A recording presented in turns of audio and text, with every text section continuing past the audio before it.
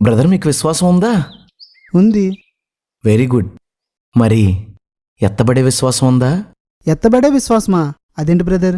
మీకున్న విశ్వాసం భూమి మీద బ్రతకడానికి సరిపోతుంది, కానీ ఎత్తబడ్డానికి సరిపోదు. ముందు మనం వధువుగా మారాలి. వధువుగా మారాలంటే వరుడెవరో తెలుసుకోవాలి. ఆ వరుడు ఒక్కరా ముగ్గురా తెలుసుకోవాలి. అంతేకాకుండా ఇవన్నీ తెలుసుకోవడానికి దేవుడు ఎలాంటి పరిచర్య జరిగిస్తున్నాడో తెలుసుకోవాలి. ఏ వర్తమానికుడు మన కొరకు వచ్చి ఉన్నాడో తెలుసుకోవాలి. ఏ వర్తమానికుడు వచ్చాడో తెలియాలంటే మనం ఏ సంఘకాలంలో ఉన్నామో తెలుసుకోవాలి. బ్రదర్, మీరు ఏం మాట్లాడుతున్నారో మాకు అర్థం కావట్లేదు. ఇలాగే చేసేశారు. ఈ పాస్టర్లంతా ఇలాగే చేసేశారు. పండగలు చేసి, ఆటలాడించి, డ్యాన్సులు వేయించి, ఆశీర్వాదాల కోసం బోధించి మిమ్మల్ని పాడు చేసేశారు. లోతైన వాక్యం చెప్పకుండా మిమ్మల్ని పాలు తాగే శిశువులాగే ఉంచేశారు. Depth brother, depth. నేను చెప్పేదంతా డీప్ మెసేజ్. ఓహో. మీరు బాప్తిజమం తీసుకున్నారా? తీసుకున్నాను. ఏ నామంలో? తండ్రి కుమార పరిశుద్ధాత్మ నామంలో తీసుకున్నాను. నేను కూడా. బైబిల్ అంతట్లో ఆ నామంలో బాప్తిజమం తీసుకున్నవాడు గాని, ఆ నామంలో బాప్తిజమం ఇచ్చినోడిని గాని ఒక్కడైనా చూపించగలరా? బైబిల్లో ఈ నామంలో బాప్తిజమం పొందమని ఇంకొక చోట ఎక్కడైనా రాయబడిందా? బైబిల్లో యేసునామంలో బాప్తిజమం పొందమని 8 సార్లు రాయబడింది. అందరూ ఇదే నామంలో బాప్తిజమం ఇచ్చారు, అందరూ ఇదే నామంలో బాప్తిజమం పొందారు. ఇదే చెల్లుతుంది. మీ బాప్తిజమం చెల్లదు.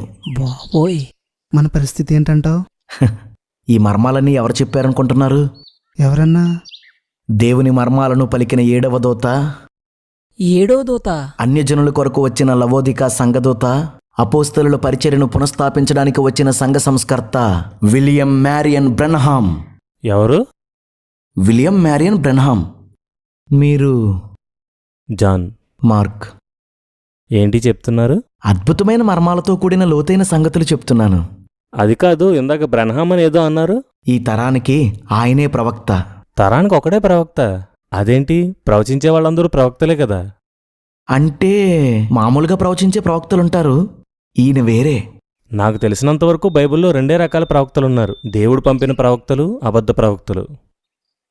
ఈయన వేరే అంటే అబద్ధ ప్రవక్తను కాదు, దైవ ప్రవక్తల్లో ఒక స్పెషల్ అన్నమాట. అబ్బో, ఏంటో ఆ స్పెషల్? ప్రవక్త గారు పుట్టినప్పుడు ఆయన మీద తెల్లని వెలుగు ప్రత్యక్షమైందట. 3వ సంవత్సరంలో ఆయనతో పక్షులు మాట్లాడేయట. 7వ సంవత్సరంలో సుడిగాల్లోంచి దేవుడు ఆయనతో మాట్లాడాడట. ఇవన్నీ బ్రెన్హామే చెప్పాడా, లేక ఆయన తల్లిదండ్రులు కాని, అన్నతమ్ములు కాని, ఇరుగు పొరుగు వారు కాని చెప్పారా? ప్రవక్త గారే. అంటే నువ్వు చెప్పింది విన్నవారు కానీ, చూసినవారు కానీ ఎవరూ సాక్ష్యం లేరన్నమాట. మరి బ్రెన్హామ్ మాట ఎలా నమ్మమంటావు? అంతే కదా.